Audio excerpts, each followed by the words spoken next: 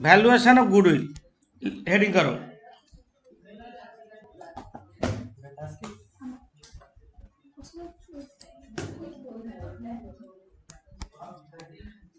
Valuation of goodwill. ये तो important topic था, ये क्वेश्चन कंफर्म है, यहां से आता है। गुडविल वैल्यूएशन क्यों करते हैं?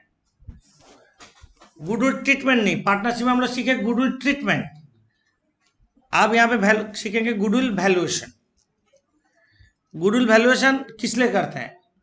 एक फर्म का मार्केट में कितना वैल्यू है, कितना गुडविल है, डिफरेंट पार्टी डिफरेंट टाइम में वैल्यूएशन करते हैं। जैसे डिवेंचर होल्डर कंपनी को लोन देने से पहले देख लेगा कंपनी का सिचुएशन क्या है, गुडविल का पोजीशन क्या है। शेयर होल्डर शेयर खरीदने से पहले देख लेगा। कोई बिजनेस खरीदने जा रहा है, कंपनी का गुडविल वैल्यूएशन देख लेगा। क्रेडिटर पैसा उधार देने से पहले देख लेगा कंपनी का गुडविल का पोजीशन क्या है।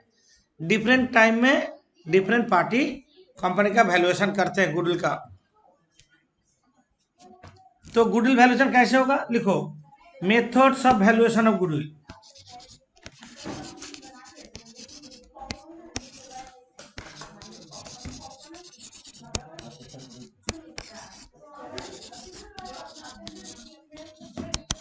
Methods of valuation of goodwill. Number 1, average profit method.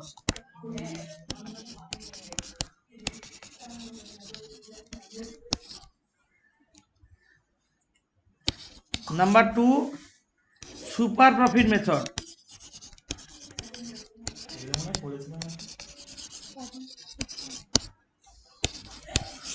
Number 3, capitalisation of super profit method.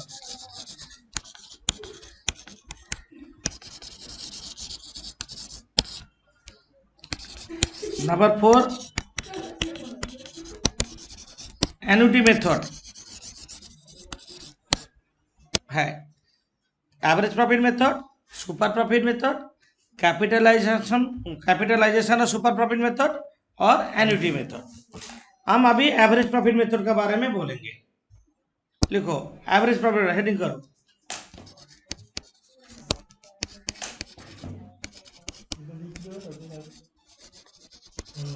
Average profit method, goodwill equals to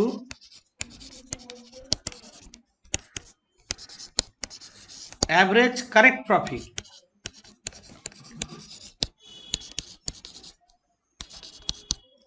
minus into year of purchase.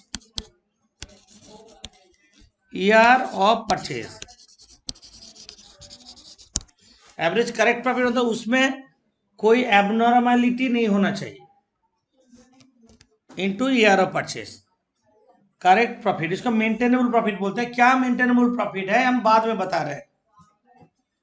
Year of purchase average profit मतलब 4 साल का profit दिया रहेगा into 4 divide 4 और 5 साल का profit divide 5, average profit हो गया।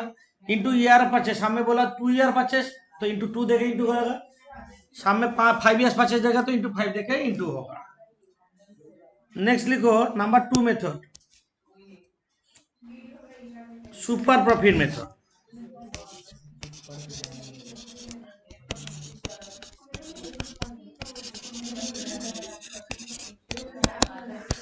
Super profit method, goodwill equals to super profit into year of purchase.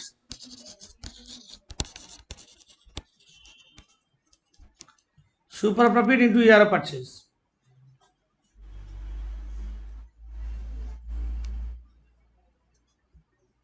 Question है सुपर प्रॉफिट किसको बोलते हैं। नीचे लिखो super profit equals to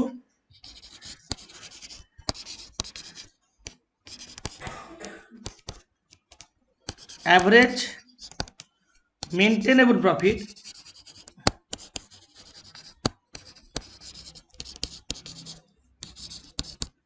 minus normal return on capital employed.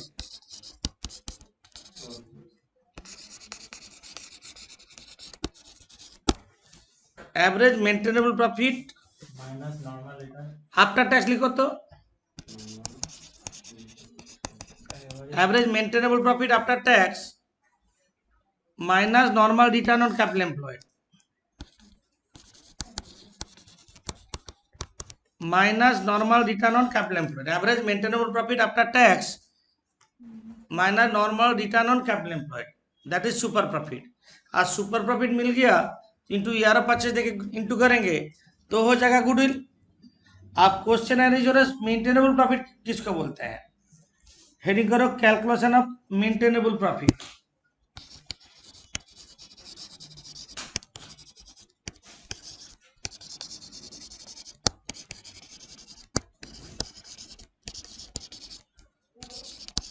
Calculation of maintainable profit. Maintainable profit का मतलब है जो प्रॉफिट हम फ्यूचर में मेंटेन कर पाएंगे उसको मेंटेनेबल प्रॉफिट बोलते हैं। जो प्रॉफिट हम फ्यूचर में मेंटेन कर पाएंगे उसको मेंटेनेबल प्रॉफिट बोलते हैं। जो प्रॉफिट हम फ्यूचर में मेंटेन कर पाएंगे। तुम बोलो क्या मेंटेन करने का क्या है, बहुत कुछ है। हम बता रहे हैं, मानो तुमको 3 साल का प्रॉफिट दिया 2020, 2021 और 2022, ऐसे 3 कॉलम करो राइट साइड में। कैलकुलेशन ऑफ मेंटेनेबल प्रॉफिट बता रहे हैं हम। प्रॉफिट बिफोर टैक्स मतलब जो दिया रहेगा एज गिवन, ये दिया रहेगा तुमको 3 साल का प्रॉफिट दिया रहेगा। यहां से लेस करोगे एबनॉर्मल इनकम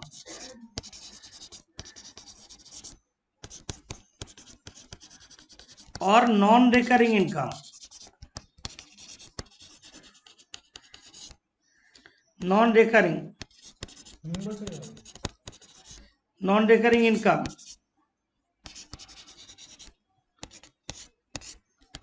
तुम बोलोगे एबनॉर्मल इनकम और नॉन रिकरिंग इनकम क्या है, ये मेंटेनेबल प्रॉफिट में क्या इफेक्ट हो रहा है। सोचो करंट ईयर में हमको लॉटरी से इनकम एक मिला, हम पीएल क्रेडिट में डाल दिए, हमको एवरी ईयर लॉटरी से इनकम होगा, every year profit lottery income होगा, तो ये एबनॉर्मल इनकम ऑकेशनली हो गया, प्रॉफिट बढ़ गया तो प्रॉफिट तो बहुत ज्यादा दिखेगा ना। तो ऐसा प्रॉफिट मेंटेन नहीं कर पाएंगे। ऐसे कोई इनकम होगा एबनॉर्मल और नॉन रिकरिंग इनकम तो माइनस कर देंगे। कोई भी एबनॉर्मल इनकम जो रेगुलर नहीं होगा, less income from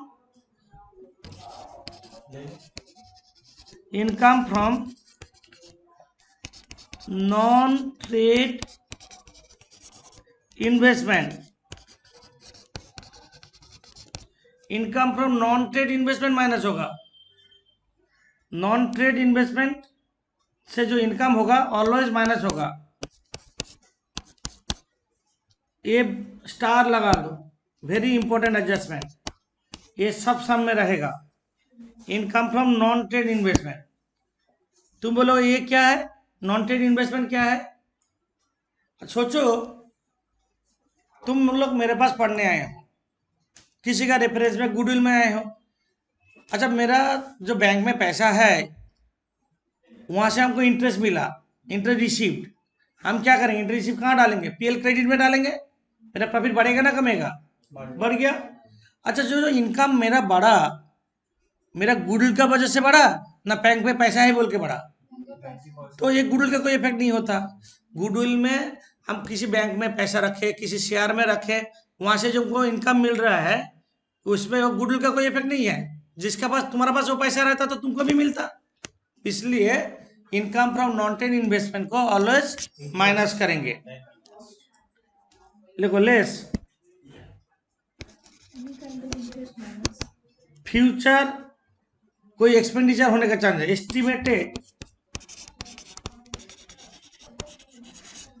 future expenditure, ये भी माइनस होगा। हम माइनस सब एक साथ कर दे रहे हैं। इंश्योरेंस हाँ, फ्यूचर में तुम्हारा बिजनेस में खर्चा बढ़ गया, जो प्रॉफिट तुमको अभी दिख रहा है वो मेंटेन कर पाओगे ना, प्रॉफिट और कमेगा।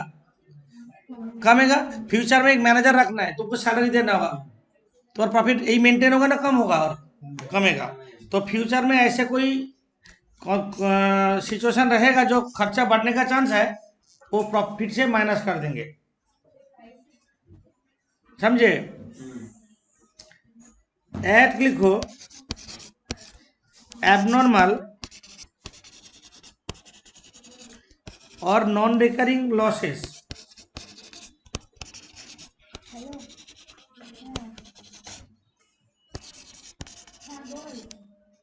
और नॉन रिकरिंग लॉसेस, ये क्या है? मानो स्टॉक डिस्ट्रॉय बाय फायर हुआ, तुम स्टॉक लॉस क्या डालते हैं? ट्रेडिंग क्रेडिट में जितना डिस्ट्रॉय होता है, इंश्योरेंस कंपनी से जो पैसा मिलता है एसेट्स, नेट लॉस तो पीएल में डेबिट में डालते हैं ना, फाइनल अकाउंट में, है ना।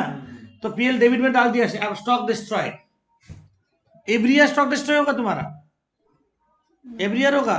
तो इस बार हुआ है, प्रॉफिट कम किया है, हम बढ़ा देंगे, क्योंकि वो प्रॉफिट एवरी ईयर नहीं होगा, एवरी ईयर लॉस नहीं होगा, इसलिए बोले एबनॉर्मल और नॉन रिकरिंग लॉसेस, ये प्लस करेंगे, ये प्लस करेंगे। लिखो एट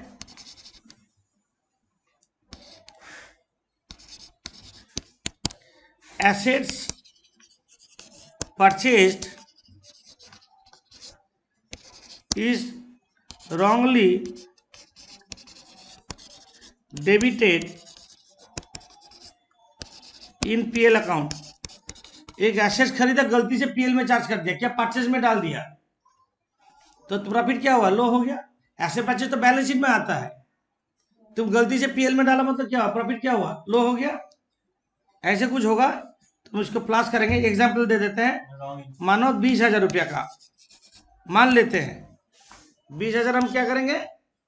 प्लस करेंगे, और इसका वो जो डेप्रिसिएशन है माइनस करेंगे, लेस डेप्रिसिएशन। WDV मेथड में करेंगे, मानो 10% है, कितना डेप्रिसिएशन होगा बोलो? माइनस करेंगे 2,000, माइनस करेंगे 1,800, माइनस करेंगे 1,620, समझे? समझे नहीं? समझा रहे हैं हम। डेप्रिसिएशन माइनस होगा WDV मेथड में। क्यों हो रहा है हम बता रहे हैं, माइनस होगा क्यों? डेप्रिसिएशन पीएल बैलेंस शीट में जाता, डेप्रिसिएशन बढ़ता, और डेप्रिसिएशन बढ़ने से प्रॉफिट कमेगा। 10% करने से क्या हो रहा था? 20,000 फर्स्ट ईयर में था, पहले ईयर 2,000 होगा, तो बचेगा कितना? 18,000। नेक्स्ट ईयर में कितना होगा? बचेगा कितना? 16,200। नेक्स्ट ईयर में कितना होगा? 1,620, समझे? तो ऐसे डिप्रिसिएशन का इफेक्ट होता है। तो एक साल में गलती होगा एसेट्स का, तो बाकी ईयर में डिप्रिसिएशन में इफेक्ट होगा। सोचो ऐसे उल्टा भी हो सकता है, assets sold credited to sales account, तो क्या करें? तब सेल माइनस करेंगे, डिप्रिसिएशन प्लस करेंगे, उल्टा, है ना। और क्या करेंगे? Add oblique less stock adjustment, हाँ, add oblique less stock adjustment. अरे add oblique less stock adjustment क्या होता है? मानो ये ट्रेडिंग अकाउंट है, क्लोजिंग स्टॉक ओवर वैल्यूड हुआ, बोलो ये जो ट्रेडिंग अकाउंट है, क्लोजिंग स्टॉक बढ़ गया, तो क्या हुआ? प्रॉफिट क्या हुआ? बढ़ गया। प्रॉफिट बढ़ गया तो नेट प्रॉफिट भी बढ़ेगा, क्लोजिंग स्टॉक ज्यादा हो जाएगा तो जीपी बढ़ेगा, नेट प्रॉफिट बढ़ेगा, तो हम लोग क्या करेंगे? तब माइनस कर देंगे, इसलिए ऐड लेस लिखे। हाँ, तो लिखो ऐड क्या करेंगे? अच्छा लिख देते, छोड़ो, ऐड करेंगे under valuation of closing stock and over valuation of opening stock, of opening stock, under valuation of closing stock and over valuation of opening stock add करेंगे और लेस करेंगे उल्टा over valuation Overvaluation of closing stock of closing stock or undervaluation of and under valuation of opening stock. अब clear हो गया? मतलब तुम लोग एडलेस का कन्फ्यूज कर रहे थे ना। सोचो क्लोजिंग स्टॉक बढ़ गया तो जीपी बढ़ गया, जीपी बढ़ गया मतलब क्या हुआ, नेट प्रॉफिट बढ़ा, तब क्या करेंगे, माइनस कर देंगे, समझे। और under valuation of closing stock होने से क्या प्रॉफिट कमा तो हम प्लस कर देंगे, इसलिए इतना कुछ लिखा रहे। एक सम में इतना कुछ रहेगा कोई जरूरी नहीं है, इसमें से कोई आइटम रहेगा कोई आइटम नहीं रहेगा। हम एग्जांपल दे रहे, मेंटेनेबल प्रॉफिट मतलब किसको बोलते हैं, जो प्रॉफिट हम फ्यूचर में मेंटेन कर पाएंगे उसको बोलते हैं मेंटेनेबल प्रॉफिट। ठीक है, यहां तक जोड़ दो, जोड़ के यहाँ पे फिगर निकलेगा टोटल जो भी एडजस्टमेंट होना क्यों, इसको बोलेंगे profit before tax. Maintainable profit नहीं बोल रहे अभी, यहां से लेस करेंगे provision for taxation,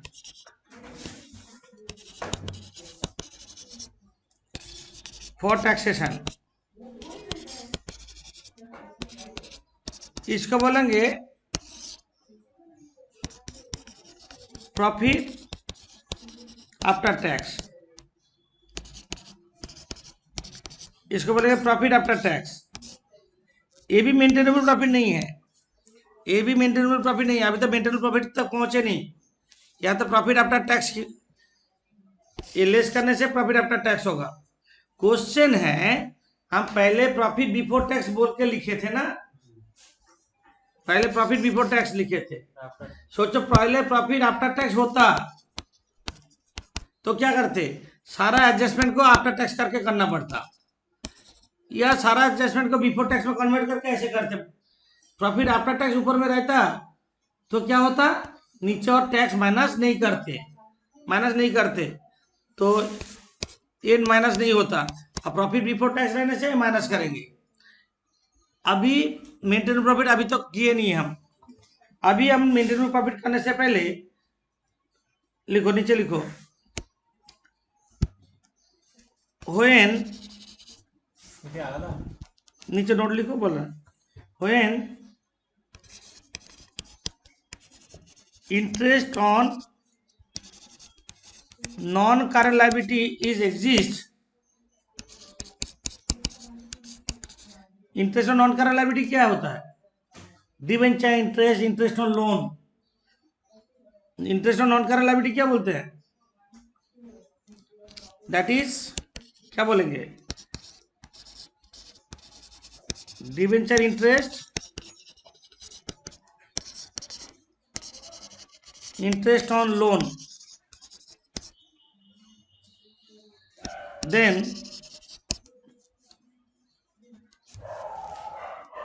then there are two approaches for calculating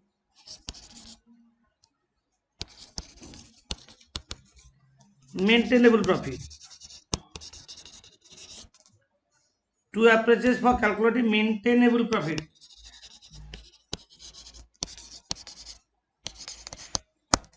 Two approaches for calculating maintainable profit. Number A, traditional approach.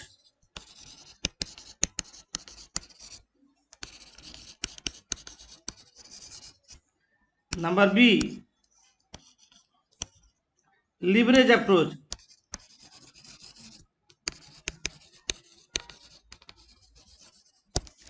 Traditional approach और लीवरेज अप्रोच।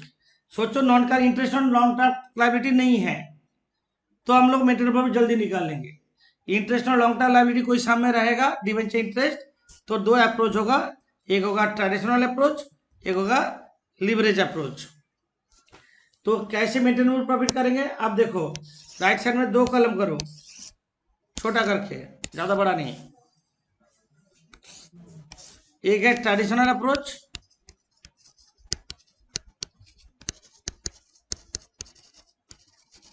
एक है लीवरेज अप्रोच।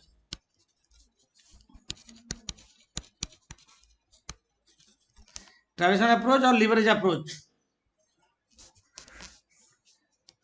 जो ऊपर में जो प्रॉफिट निकला है उसको एवरेज करोगे, average profit after tax, average profit after tax. वो जो 3 साल का प्रॉफिट निकला ऊपर में ना, कौन सा प्रॉफिट, ये नंबर 1, नंबर 2, नंबर 3 निकला ना, इसको एवरेज करेंगे। ये जो एवरेज प्रॉफिट है सिंपल एवरेज हो सकता है और वेटेड एवरेज, वेटेड एवरेज भी हो सकता है। क्यों, जब प्रॉफिट इंक्रीजिंग ट्रेंड होगा apply weighted average, weighted average हो सकता है। लिख देते हैं, when profit is in increasing और decreasing trend,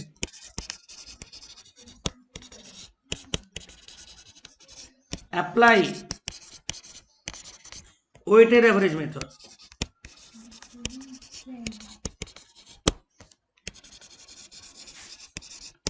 When profit is in increasing or decreasing trend, apply weighted average method। हम लोग फ्लक्चुएटिंग ट्रेंड होने से क्या होगा, सिंपल एवरेज करें, बड़ा कमा, बट बढ़ते जा रहा है तो बढ़ते जा रहा है, कम हो रहा है तो कम हो रहा है, तो अब वेटेड एवरेज प्रॉफिट निकालेंगे। समझे, कैसे भी हो हमको एवरेज प्रॉफिट चाहिए। हाँ, उसका साथ ऐड करेंगे डिबेंचर इंटरेस्ट, डिबेंचर इंटरेस्ट और interest on non current liability, long term loan, on long term loan add करेंगे। डिबेंचर इंटरेस्ट और interest on long term loan add करेंगे, ऐड डिबेंचर इंटरेस्ट और interest on long term loan, debenture interest और interest on long term loan. कितना add करेंगे, मानो तुम्हारा पास debenture 3 lakh है, 10% डिबेंचर 3 लाख है, 3 लाख का 10% कितना होता, 30,000। तो ट्रेडिशनल अप्रोच में क्या करेंगे, टैक्स माइनस करके करेंगे। यहाँ पे लिखेंगे net of tax, net of tax, और यहाँ पे फुल इंटरेस्ट ऐड करेंगे। ट्रेडिशनल में जब टैक्स माइनस करके करेंगे, मतलब 60% टैक्स है, तो हम ट्रेडिशनल अप्रोच में कितना जोड़ेंगे, 30,000 माइनस 60%, तो 12,000 जोड़ेंगे। और इसमें कितना करेंगे, पूरा, ये एग्जाम्पल बोले, मानो 60% टैक्स है, तो हम लोग ट्रेडिशनल अप्रोच में क्या करेंगे, नेट ऑफ टैक्स माइनस करेंगे।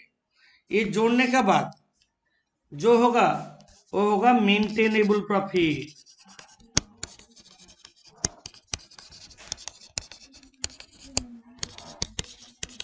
After tax, 60% maintainable profit. सोचो सामने डिबेंचर इंटरेस्ट नहीं है, ऊपर जो प्रॉफिट निकला उसको एवरेज कर देने से हो जाएगा मेंटेनेबल प्रॉफिट। सामने डिबेंचर इंटरेस्ट होने से स्टेप आगे आएगा। सोचो डिबेंचर इंटरेस्ट नहीं है, तो इसी को एवरेज कर देंगे तो वही हो जाएगा मेंटेनेबल प्रॉफिट। सामने डिबेंचर इंटरेस्ट होने से 2 अप्रोच स्टार्ट हो जाएगा, मेंटेनेबल प्रॉफिट आ गया आफ्टर टैक्स। ओके, हम लोग सुपर प्रॉफिट में तो कर रहे हैं ना, सुपर प्रॉफिट में तो किसको बोलते हैं, average maintainable profit after tax minus normal return on capital employed. हम लोग को अभी मेंटेनेबल प्रॉफिट निकाल गया, हमको अभी कैपिटल एम्प्लॉयड चाहिए, तो कैसे कैपिटल एम्प्लॉयड निकालेंगे, हेडिंग करो, calculation of capital employed, calculation of capital employed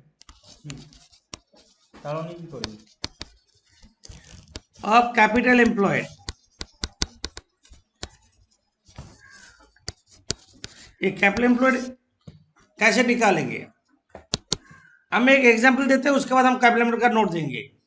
example छोटा करके बैलेंस शीट का फॉर्मेट में बोल दे रहे हैं। एग्जांपल ऐसे, मानो फिक्स एसेट्स है 500, करंट एसेट्स है 300, करंट लायबिलिटी है 200, इधर हो रहा है टोटल 800, इधर है equity share capital 400, preference share capital है 100, रिजर्व एंड सरप्लस है 50, और कितना चाहिए? 50 हाँ, और नॉन करंट लायबिलिटी 50 हो गया, 800। तो ये है बैलेंस शीट। तो कैपिटल एम्प्लॉयड क्या बोलेंगे? Fix assets plus current asset minus current liability. कितना हो रहा है बोलो? कैपिटल एम्प्लॉयड कितना हो रहा है? 600। और ऑल्टरनेटिव वे में कैपिटल एम्प्लॉयड क्या बोले? Capital employed equals to fix asset, तुम लोग नहीं लिखोगे, plus current asset minus current liability बोले ना, तो अब इक्वल्स टू कितना आ रहा है? 600। और इसको जोड़ने से कितना हो रहा है देखो तो? 600। ऑल्टरनेटिव वे में ये भी है, capital employed equals to equity share capital plus preference share capital plus reserve and surplus plus non current liability minus miscellaneous. Miscellaneous reserve surplus जो ब्रैकेट होता है माइनस कर देंगे।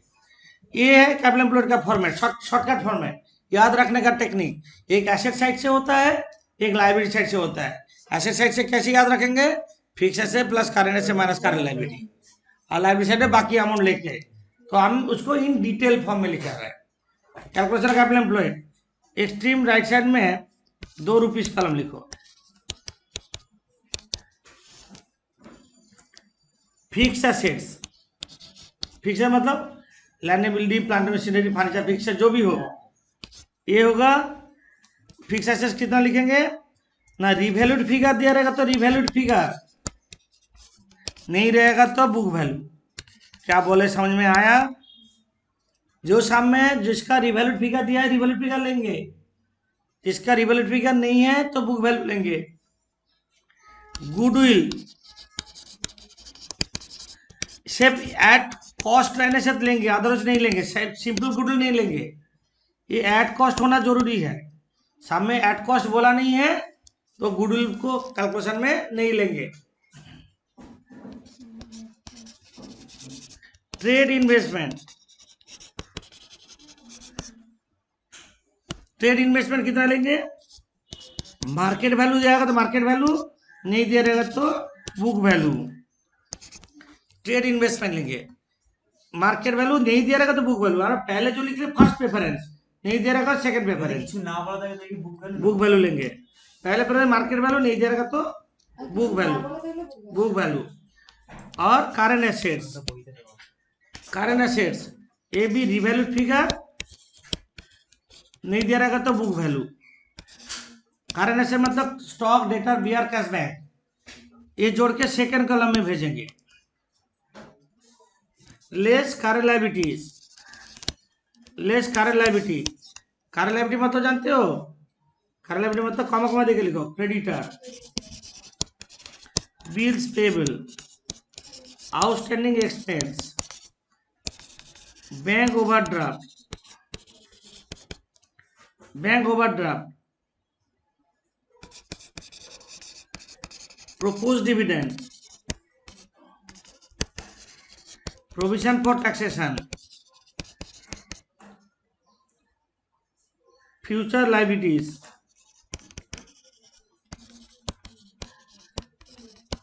फ्यूचर में भी कुछ लायबिलिटी होने का चांस है, तो ये सारा स्पष्ट कलम में करेंगे। Creditors, bills payable, outstanding expense, bank overdraft, propose dividend, provision for taxation और कोई भी फ्यूचर लायबिलिटीज, ये सारा जोड़ेंगे। जोड़ के ऊपर से माइनस कर देंगे, ये हो जाएगा तुम्हारा कैपिटल एम्प्लॉयड। क्लोज नहीं करोगे।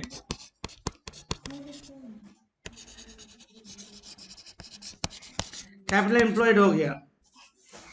कैपिटल एम्प्लॉयड कोई सामने पूछता कैलकुलेट एवरेज कैपिटल एम्प्लॉयड, कोई सामने पूछता कैलकुलेट एवरेज कैपिटल एम्प्लॉयड। तो कैपिटल एम्प्लॉयड के साथ एवरेज कैपिटल एम्प्लॉयड क्या डिफरेंस? लेस। कैपिटल एम्प्लॉयड से लेस करेंगे half of current year profit after tax, ये माइनस कर देने से हो जाएगा average capital employed,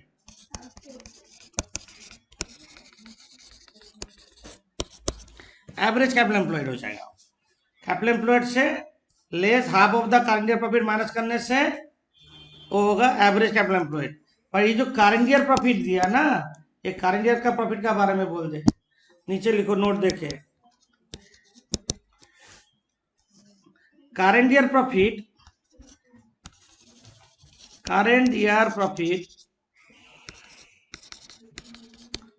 should not include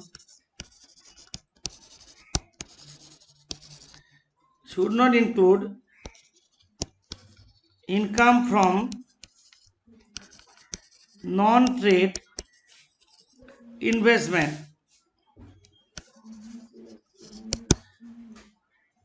Note number 1, current year profit should not include income from non-trade investment.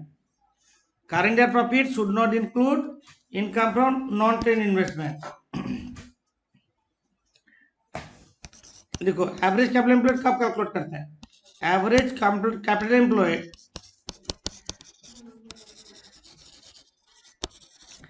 is calculated, average capital employed is calculated when current year's profit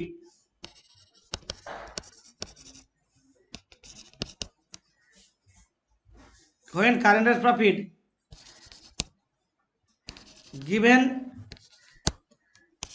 in the balance sheet or remain undistributed,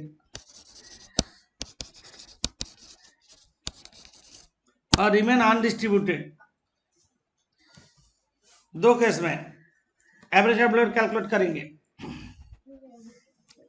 when current year profit average capital calculated when current year profit given in the balance sheet or remain undistributed, current year profit given in the balance sheet or remain undistributed, okay.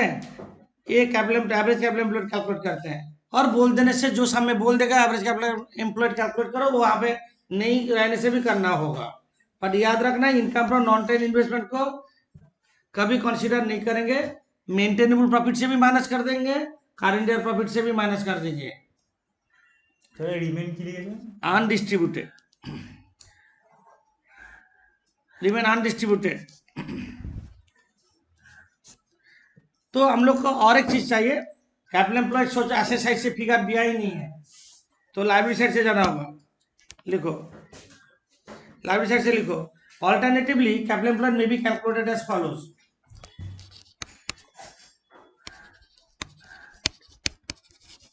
Alternatively,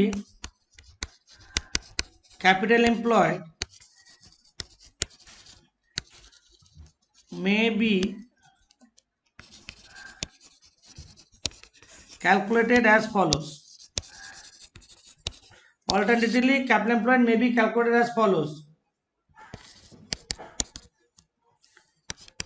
Equity share capital, preference capital, reserve and surplus सारा लेंगे, यहाँ पे लिखेंगे including revaluation reserve,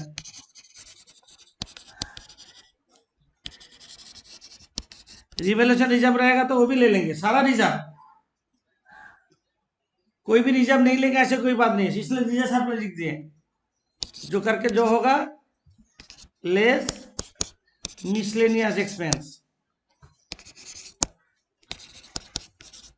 और fictitious assets, fictitious assets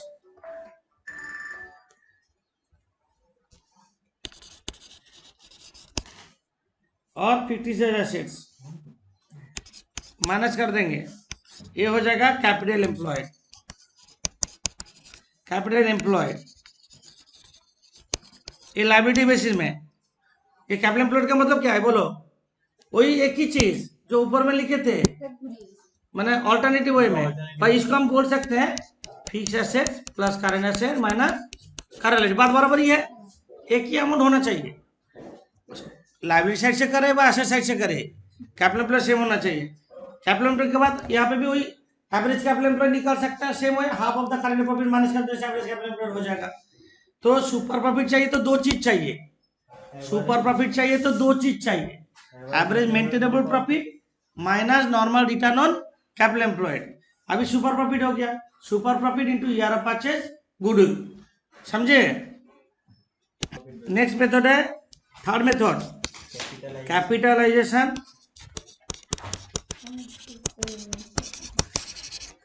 of super profit method.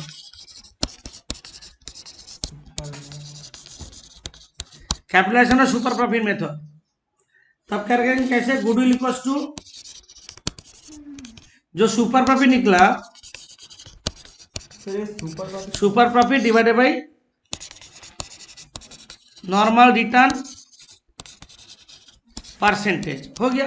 वही super profit निकालेंगे, super profit को normal return percentage देके डिवाइड कर देंगे, हो जाएगा गुडविल, तो दिया रहेगा। हो गया एक कैपिटलाइजेशन सुपर प्रॉफिट मेथड, कोई डिफिकल्ट नहीं है। 4 नंबर में हम बोले थे एन्युटी मेथड,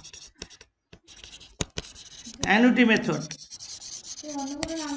नहीं, annuity method goodwill equals to super profit into present value of annuity.